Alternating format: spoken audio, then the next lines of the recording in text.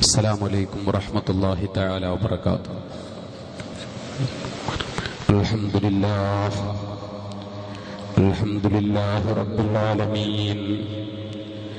الحمد لله نحمده ونستعينه ونستغفره ونؤمن به ونتوكل عليه ونعوذ بالله من شرور أنفسنا ومن سيئات أعمالنا. من يهده الله فلا مضل له ومن يضلله فلا هادي له ونشهد أن لا إله إلا الله وحده لا شريك له ونشهد أن سيدنا محمدا عبده ورسوله ليظهره على الدين كله ولو كره المشركون. رب اشرح لي صدري ويسر لي أمري واحلل عقدة من لساني يفقهوا قولي. رب اشرح لي صدري ويسر لي أمري واحلل عقدة من لساني يفقهوا قولي. رب اشرح لي صدري ويسر لي أمري واحلل عقدة من لساني يفقهوا قولي. بسم الله العظيم القدرة والشان شديد البطش والبرهان حافظ الدين والقرآن.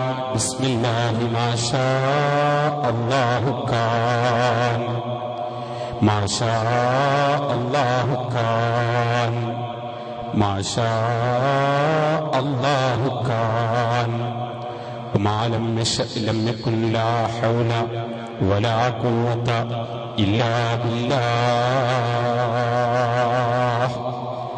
لا حول ولا قوة إلا بالله العلي العظيم. لا حول ولا قوة إلا بالله العلي العظيم. الصلاة والسلام عليك يا سيدي يا رسول الله. خذ بيدي كالتي التي أدركني يا رسول الله. الصلاة والسلام عليك يا سيدي يا رسول الله. خذ بيدي كالتي التي أدركني يا رسول الله. الصلاة والسلام عليك يا سيدي يا رسول الله.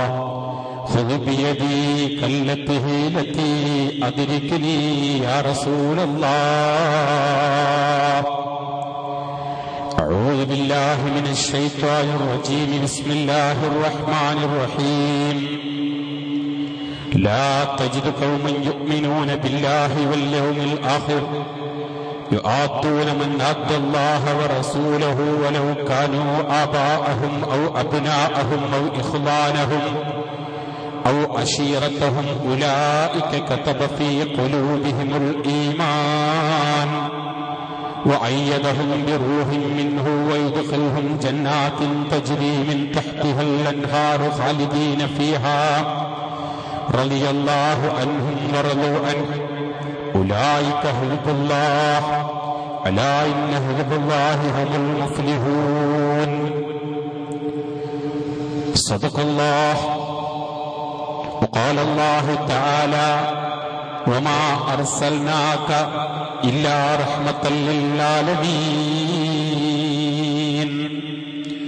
صدق الله مولانا العلي الأمين وصدق وبلغ رسوله النبي الكريم ونحن على ذلك من الشاهدين والشاكرين والحمد لله رب العالمين. വേദിയിൽ സന്നിഹിതരായിരിക്കുന്ന PFIയുടെ കർണാടക സംസ്ഥാന പ്രസിഡന്റ് പ്രിയപ്പെട്ട സഹോദരൻ ജനാബ് ഇല്യാസ് തുമ്പെ, എനിക്ക് മുമ്പ് ഉജ്ജ്വലമായ കന്നഡ പ്രഭാഷണം നടത്തിയ ബഹുമാനപ്പെട്ട കലന്തർ സഅദി, ഹസൻ ആദൂർ, ജനാബ് കലാം സത്താർ തുടങ്ങിയ എന്റെ സഹപ്രവർത്തകരെ, നാം ഇവിടെ ഒരുമിച്ചു കൂടിയതുപോലെ നാളെ അള്ളാഹുവിന്റെ ജന്നാത്തുൽ നഈമിൽ ഒരുമിച്ചു കൂടുവാൻ അള്ളാഹു നമുക്ക് തൗഫീഖ് നൽകി അനുഗ്രഹിക്കുമാറാകട്ടെ. വിശുദ്ധ പ്രവാചകൻ സല്ലല്ലാഹു അലൈഹി വസല്ലമ തങ്ങളുടെ ഹഖ് ജാഹ മഹദ് ഫളൽ ബറക്കത്ത് കൊണ്ട് മഹാനായ മുഹമ്മദ് റസൂലുള്ളാഹി, മദ്ഹറുൽ ഹത്തമായ റസൂലുള്ളാഹി, കാരുണ്യത്തിന്റെ കടലായ റസൂലുള്ളാഹി, അടിച്ചമർത്തപ്പെട്ട അടിമവർഗത്തിന്റെ പുനരുദ്ധാരകനായ റസൂലുള്ളാഹി, തകർത്ത് തരിപ്പണമാകപ്പെട്ട മാനുഷിക വർഗത്തിന്റെ പുനഃസംവിധായകനായ റസൂലുള്ളാഹി, സ്വാതന്ത്ര്യം നിഷേധിക്കപ്പെട്ട സ്ത്രീത്വത്തിന്റെ സ്വാതന്ത്ര്യം സമർപ്പിച്ച മുഹമ്മദ് റസൂലുള്ളാഹി, ചരിത്രത്തിന്റെ ചവറ്റുകൊട്ടയിലേക്ക് വലിച്ചെറിയപ്പെട്ട മാനവ സമൂഹത്തെ ഉന്നതത്തിന്റെ ഉത്തുംഗതയിലേക്ക് കൈപ്പിടിച്ചു കയറ്റിയ ഉദാത്തനായകനായ മുഹമ്മദ് റസൂലുള്ളാഹി സ്വല്ലല്ലാഹു അലൈഹി വസല്ലമ തങ്ങളുടെ ജന്മദിനം കൊണ്ട് പുലകിതമായ വിശുദ്ധ റബീഉൽ അവ്വൽ 12 സായം സന്ധ്യയിലെ അസ്തമയ സൂര്യകിരണങ്ങൾ മാഞ്ഞ വിശുദ്ധമായ വിഹായസിൽ മിന്നിത്തിളങ്ങുന്ന അനന്ത കോടികൾ താരകങ്ങൾ സാക്ഷി നിൽക്കുന്ന ഈ സാഹചര്യത്തിൽ അല്ലാഹു ജല്ല ജലാലുഹു ആ വിശുദ്ധ പ്രവാചകനെ സ്നേഹിക്കുന്ന, വിശുദ്ധ പ്രവാചകനെ അനുസരിക്കുന്ന, വിശുദ്ധ പ്രവാചകന്റെ മാതൃക പിൻപറ്റുന്ന യഥാർത്ഥ മുത്തഖീങ്ങളാൽ മുഅ്മിനീങ്ങളാൽ നമ്മെ പെടുത്തി അല്ലാഹു അനുഗ്രഹിക്കുമാറാകട്ടെ.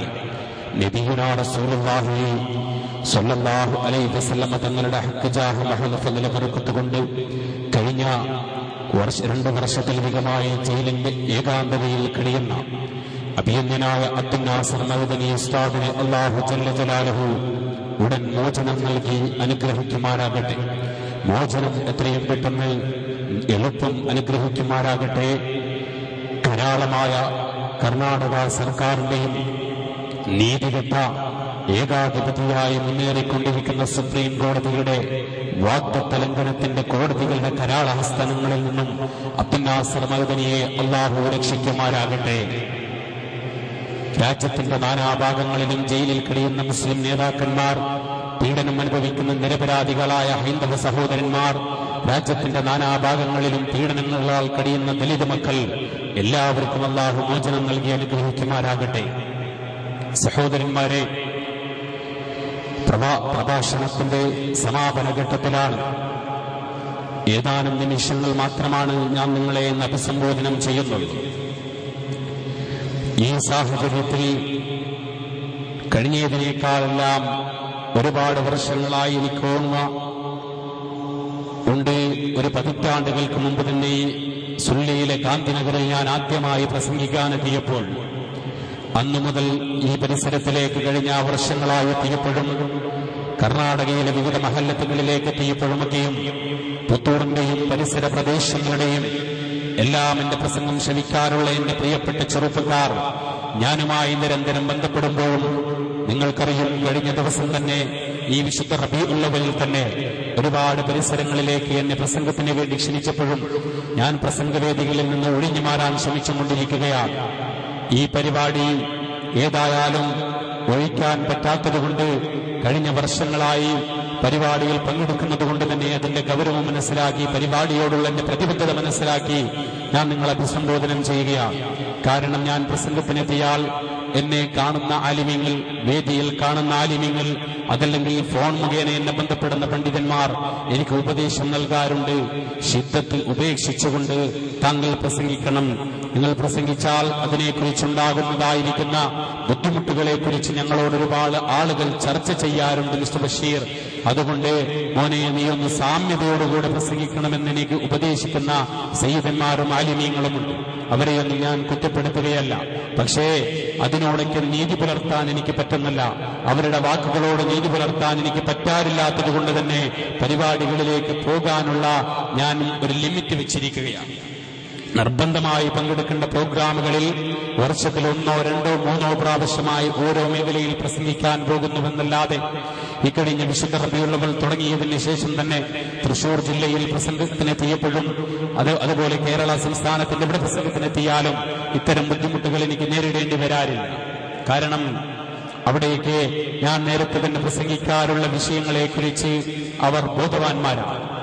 ഞാൻ സൂചിപ്പിക്കുന്നത്, ഇവിടെ കലന്തർ സഅദി സൂചിപ്പിച്ചു, ബഹുമാന്യനായ ഇല്യാസ് ഭായി ഇവിടെ നമ്മെ അഭിസംബോധനം ചെയ്തു. അടിച്ചമർത്തപ്പെട്ട അടിമവർഗത്തിന് വേണ്ടി ശബ്ദിക്കാതിരിക്കാൻ, മർദ്ദനങ്ങൾ അനുഭവിക്കപ്പെടുന്നവർക്ക് വേണ്ടി ശബ്ദിക്കാതിരിക്കാൻ, പീഡനങ്ങൾ അനുഭവിക്കപ്പെടുന്നവർക്ക് വേണ്ടി ശബ്ദിക്കാതിരിക്കാൻ നമുക്കെന്ത് ന്യായമാണ് ഉള്ളത് എന്ന്. ഇത് വിശുദ്ധ ഖുർആനിന്റെ ചോദ്യമാണ്.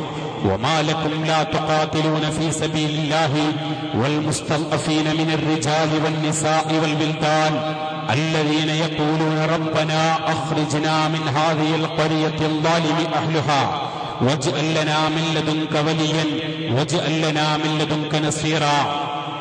പടച്ചതമ്പുരാൻ ചോദിക്കുന്നു, ഹേ സമൂഹമേ, വമാലക്കും നിങ്ങൾക്കെന്ത് ന്യായമാണുള്ളത്? നിങ്ങൾക്കെന്ത് ന്യായമാണുള്ളത്? ലാ തുഖാതിലൂന ഫീ സബീലില്ലാഹ്, അല്ലാഹുവിന്റെ മാർഗ്ഗത്തിൽ പോരാടാതിരിക്കാൻ, ജിഹാദ് നടത്താതിരിക്കാൻ. ജിഹാദ് കൊണ്ട് ഉദ്ദേശിക്കുന്നത് എന്താ? ഷാക്കിർ മൗലാന റിസ്വി അതിന്റെ വിശദീകരണം കൊടുത്തു, തഫ്സീർ കൊടുത്തു. ജിഹാദ് കോശിഷ് കറോ, ജിഹാദ് എന്നതുകൊണ്ട് ഉദ്ദേശിക്കുന്നത് യുദ്ധം ചെയ്യാനല്ല, മർദ്ദിതർക്ക് വേണ്ടി ശബ്ദിക്കാനുള്ള നിന്റെ പ്രയത്നം, അതൊരു കോശിഷാണ്, ഒരു